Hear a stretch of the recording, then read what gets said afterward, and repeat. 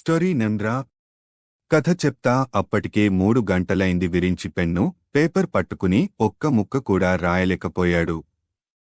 ఏం రాయాలి? ఏం రాసినా నచ్చట్లేదు తనకి. రాయడం, పేపర్ చించేయడం. ఇప్పటికే 2 నెలలు దాటిపోయింది. ఇంకో 20 రోజుల్లో ప్రొడ్యూసర్కి కథ ఇవ్వాలి. ఈ సినిమా కూడా లేకపోతే రోడ్డు మీద పడాల్సిందే. ఇండస్ట్రీకి వచ్చిన కొత్తల్లో వరుస హిట్లతో దూసుకుపోయిన తన జీవితం ఒక్కసారిగా తలక్రిందులైంది. 4 వరుస ఫ్లాపులు. లోన్ తీసుకుని కొనుక్కున్న ఫ్లాటుకి ఈ నెల ఇన్స్టాల్మెంట్ కట్టలేదు. కారు వాడటం మానేసి చాలా రోజులైంది. 2 సంవత్సరాల ఖాళీ తర్వాత వచ్చిన అవకాశం. లో బడ్జెట్లో హారర్ థ్రిల్లర్ సినిమాకి కథ కావాలి అన్నాడు ఒక ప్రొడ్యూసర్. ఇప్పుడదే ట్రెండు నడుస్తుంది. ఇంతకు ముందు అలాంటి కథలు రాసిన అనుభవం లేదు. అయినా డబ్బులు లేక ఒప్పుకున్నాడు విరించి. రూమ్ తలుపు పెట్టుకుని రాత్రి పగలు ఆలోచిస్తున్నాడు. అయినా ఏమీ తట్టట్లేదు. అప్పటికి కొన్ని ఇంగ్లీష్ సినిమాలు, కొరియన్ సినిమాలు చూశాడు. ఓహో, అవి నచ్చలేదు. ఇక ఇంట్లో ఉంటే కుదరదు, ఎక్కడికైనా దూరంగా వెళ్ళాలి, కథ వెతుక్కుంటూ అనుకున్నాడు. అనుకున్నదే తడవుగా ట్రైన్లో ఢిల్లీకి బయలుదేరాడు. తన ఫ్రెండ్ మహేష్ అక్కడే జాబ్ చేస్తున్నాడు. ఎప్పుడూ రమ్మని అంటూ ఉంటాడు. సర్ప్రైజ్ ఇద్దామని తనకు చెప్పకుండా బయలుదేరాడు. ట్రైన్లో రకరకాల వ్యక్తులు, కొందరు ఫ్యామిలీతో వస్తే, కొందరు ఒంటరిగా. తన భోగిలో చాలామంది హిందీ మాట్లాడే వారే ఉన్నారు. విరించి హిందీ అర్థం చేసుకోగలడు, కాని మాట్లాడలేడు. విరించికి ఆరట ఆనందరావుతో కలిగింది. Anandarao physics professor. ఢిల్లీలో ఉన్న తన కూతురు ఇంటికి వెళ్తున్నాడు. విరించి తనను తాను పరిచయం చేసుకున్నాడు. వారు చాలా విషయాలు మాట్లాడుకున్నారు. ఆ మాటల్లోనే తను ఒక హారర్ కమ్ థ్రిల్లర్ స్టోరీ రాయాలనుకుంటున్నానని చెప్పాడు. మీరు ఫిజిక్స్ ప్రొఫెసర్ కాబట్టి అడుగుతున్నా, దెయ్యాలు ఉంటాయా, ఉండవా? కుతూహలంగా అడిగాడు విరించి. మన కంటికి కనిపించేవన్నీ 3 డైమెన్షన్లో ఉంటాయి. ఈ విశ్వంలో 11 డైమెన్షన్స్ ఉన్నాయని అంటారు.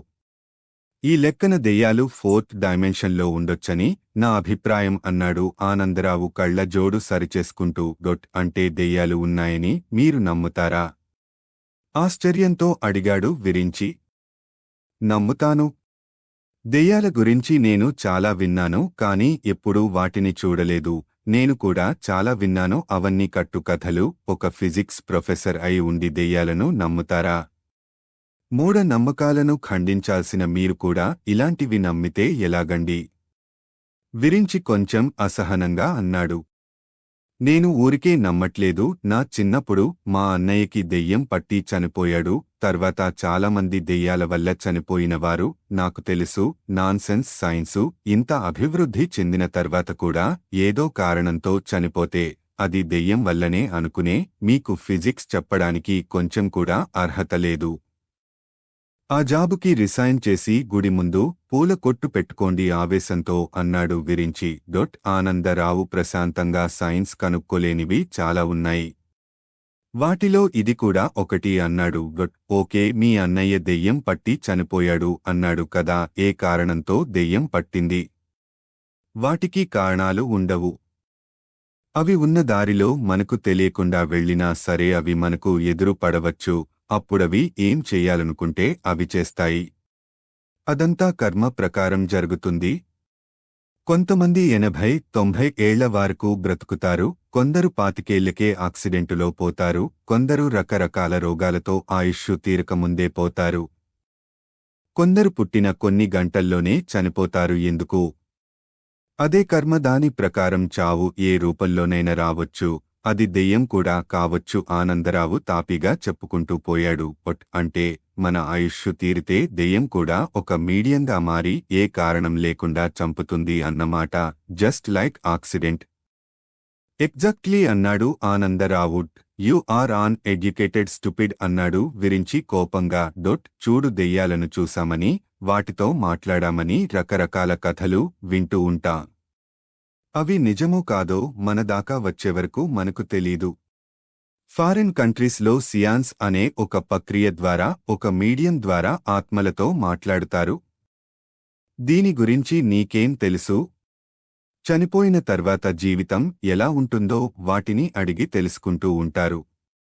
ఇంకా అక్కడ పారానార్మల్ రీసెర్చ్ సెంటర్లు ఎన్నో ఉన్నాయి.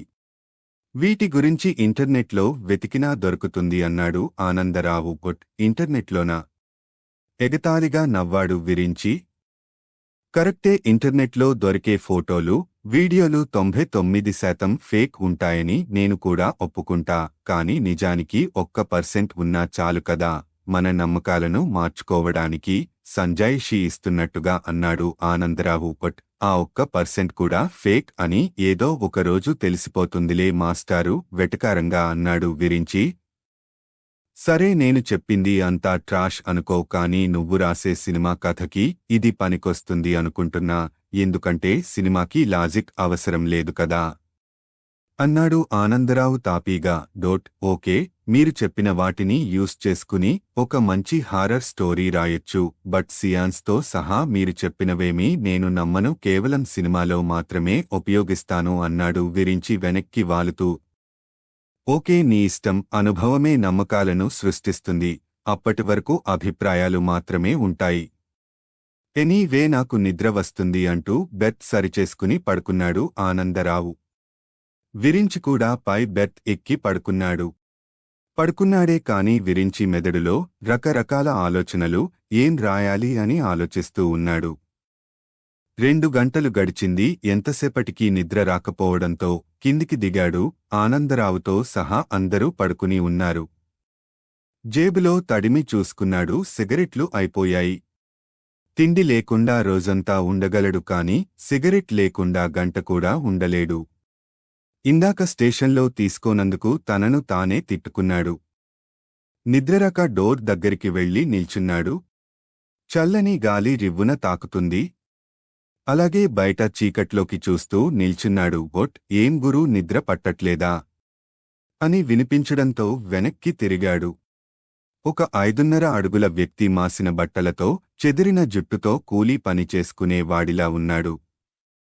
నాకు కూడా నిద్ర పట్టడం లేదు గురు, అందుకే అటూ ఇటూ తిరుగుతున్నా అంటూ జేబులోంచి సిగరెట్ తీసి వెలిగించుకున్నాడు. అతని చేతిలో సిగరెట్ చూడగానే విరించికి ప్రాణం లేచి వచ్చినట్టనిపించింది.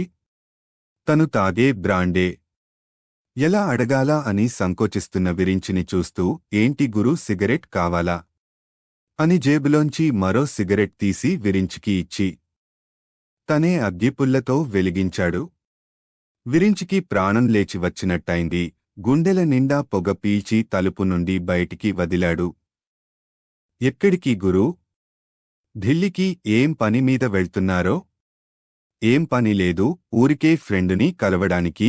మంచిది. ఏం పని చేస్తుంటావ్ గురూ? నేను రైటర్ని. అంటే సినిమాలకు కథలు రాస్తూ ఉంటా. అవునా గురూ, నాకు సినిమాలంటే పిచ్చి. ఇంతకీ ఈ సినిమాలకి కథ రాశారు గురూ? వాసుకి, తొలకరి, సునంద. తెలుగు సినిమాలా గురూ? నేను తెలుగు సినిమాలు పెద్దగా చూడను. తమిళ్, మలయాళం, భోజ్పురి ఇలాంటివే నచ్చుతాయి. ఓహో అంటూ కాలిపోయిన సిగరెట్ను డోర్లోంచి బయటికి విసిరాడు విరించి. ఇంకో సిగరెట్ కావాలా గురూ? నెక్స్ట్ స్టాప్ రావడానికి ఇంకో 2 గంటలు పడుతుంది అంటూ మరో సిగరెట్ తీసి విరించి చేతిలో పెట్టాడు. విరించి కాదనలేక తీసుకున్నాడు. మర్చిపోయాను, నా పేరు భోంస్లే. మీ పేరేంటి గురూ? విరించి. గురూ, సినిమా కథలంటే మంచి రొమాన్సు ఉంటుందా? మరో సిగరెట్ వెలిగిస్తూ అన్నాడు భోంస్లే. అన్నీ ఉంటాయి. తర్వాత సినిమా ఏం రాస్తున్నారు గురూ? విరించికి చెప్పాలి అనిపించకపోయినా హారర్, థ్రిల్లర్ లాంటిది అన్నాడు. అవి ఎవరు చూస్తారు గురూ? మంచి మసాలా సినిమా రాయకూడదు, మాలాంటి వాళ్ళు ఎగబడి చూస్తారు. పళ్లన్నీ కనిపించేలా నవ్వాడు భోంస్లే. అతని పళ్లన్నీ గారపట్టి ఉన్నాయి. విరించికి అతన్ని చూస్తేనే అసహ్యంగా అనిపించింది.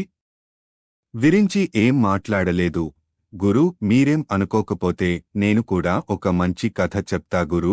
ఎప్పుడైనా అవసరమైతే వాడుకోండి. విరించి అదేం పట్టించుకోకుండా చేతిలో ఉన్న సిగరెట్ వెలిగించి డోర్ నుండి బయటికి చూడసాగాడు. మా ఫ్రెండ్ చంద్రకాంత్ గాడి పక్కింటి ఆంటీతో లవ్ స్టోరీ చెప్పమంటావా గురూ?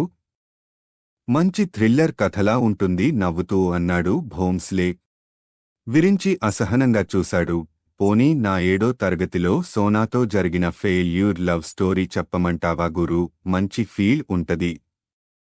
ఆ బాధ తట్టుకోలేకే నేను చదువు మానేసిన. చెప్పమంటావా గురూ? విరించి సిగరెట్ బయట పారేసి చిరాకుగా భోంస్లే వైపు చూశాడు.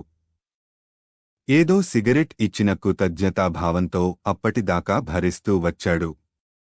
ఇక ఓపిక నశించి నాకు నిద్ర వస్తుంది, వెళ్ళి పడుకుంటా అన్నాడు.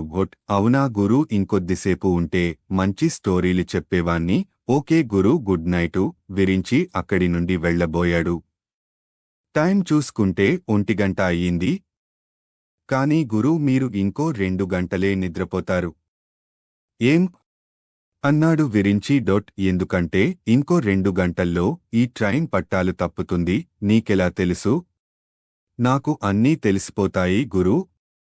ఎలా అని అడగకండి. భిష్నోయ్ అనే ఊరి దగ్గర ట్రైన్ పట్టాలు తప్పుతుంది. అప్పుడు మనకు చాలా టైం దొరుకుతుంది. అప్పుడు మీకు మంచి కథ చెప్తాలే. మీ సినిమాకి పనికొచ్చే కథ. అంటే మీరు దొంగలా? నువ్వు దొంగల ముఠాలో పార్ట్నర్వా? అనుమానంగా ముఖం పెట్టి అన్నాడు విరించి. అయ్యో గురూ, ఎంత మాటన్నారు! నాలాంటి వాణ్ణి అనుమానిస్తారా? నేను చాలా మంచివాణ్ణి గురూ. నా దోస్తు చంద్రకాంత్ గాడే శాడిస్టు. నేను అలాంటివాణ్ణి కాదు గురూ. అయితే ట్రైన్ పట్టాలు తప్పుతుందని నీకెలా తెలుసు? అది మాత్రం అడగొద్దు గురూ, మాకన్నీ తెలిసిపోతాయి అంటూ వెకిలిగా పళ్ళు బయటపెట్టి గట్టిగా నవ్వుతూ బిత్తర చూపులు చూశాడు. నాన్సెన్స్, ఇంతసేపు ఒక పిచ్చి వాడితో మాట్లాడానన్నమాట అని మనసులో అనుకుని అక్కడి నుంచి తన బెత్ వైపు వెళ్లాడు. జాగ్రత్త గురూ, తలకు మెత్తనిది ఏదైనా చుట్టుకుని పడుకోండి, లేదంటే దెబ్బ తగులుతుంది వెనక నుండి అన్నాడు భోంస్లే మళ్లీ గట్టిగా నవ్వుతూ. విరించి అదేం పట్టించుకోకుండా పైకి ఎక్కాడు. పడుకోగానే నిద్రపట్టేసింది. కొద్దిసేపటికి తలకు ఏదో బలంగా తగిలేసరికి కళ్ళు తెరిచాడు విరించి. అందరూ హాహాకారాలు చేస్తూ పరిగెత్తుతున్నారు. కొందరు దెబ్బలు తగిలి పైకి లేవలేక మూలుగుతున్నారు.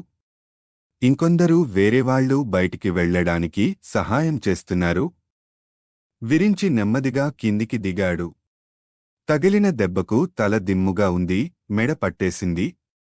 కిందికి దిగగానే కళ్ళు భైర్లు కమ్మినట్టు అనిపించింది. కొద్దిసేపటికి తేరుకుని నెమ్మదిగా ట్రైన్ బయటికి వచ్చాడు. చుట్టూ చీకటి. వర్షం పడి వెలిసినట్టుంది. నేలంతా బురద బురదగా ఉంది. తమ భోగీకి ముందు ఉన్న భోగీలు ఒక వైపుకి ఒరిగి దారుణమైన స్థితిలో ఉన్నాయి. అదృష్టం, వీరి భోగి కొద్దిగా వంగింది అంతే. పోలీసులకి ఫోన్ చేద్దాం అని ఫోన్ తీశాడు. సిగ్నల్ లేదు. ఫోన్లో టార్చ్ లైట్ ఆన్ చేసి చూశాడు. చుట్టూ పంట పొలాలు ఉన్నట్టున్నాయి. కొద్ది దూరంలో ఒక బోర్డుపై భిష్నోయ్ అనే అక్షరాలు కనబడ్డాయి. విరించి ఆశ్చర్యంగా అటే చూస్తున్నాడు.